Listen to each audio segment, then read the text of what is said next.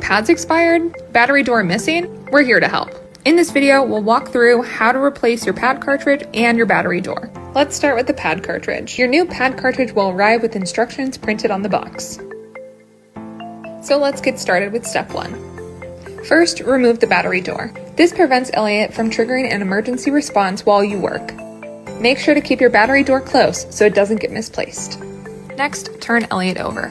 Lift the red handle, then slide the old pad cartridge out. Now we need to remove the connector. To do this, pinch the connector on the right side and slide it out. Place the old or used pads to the side. Step 2. Grab your new cartridge from the box. Hold the connector and insert the left side first so it hooks underneath. Then push firmly on the right side until it clicks in place. To help the cartridge close properly, gather loose wire and tuck it underneath. Then slide the cartridge into the grooves until you hear a snap. Now on to step 3. Elliot is almost ready to go. Flip Elliot back over and snap the red handle into place. You may need to press it in a bit more to make sure it sits flush with the device. Take the battery door and screw it back in clockwise. Once it's secure, Elliot will turn on and complete a startup sequence and self-check. Hello, I am Elliot, your personal adult and child life-saving device.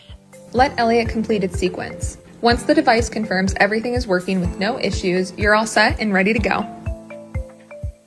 Just completed a self-check. I am ready to help. Dispose of your used pads as medical waste and your replacement is complete. That's it. Now, as you can see, the battery door is small and easy to misplace. And we understand things happen.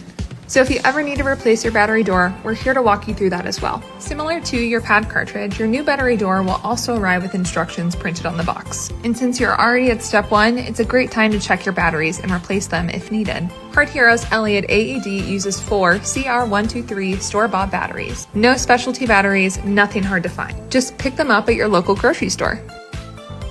Insert the Duracell batteries with the negative side going in first and the positive side facing outward. Then grab your new battery door, flip up the tab and place it into position. Then pull or twist the battery door out.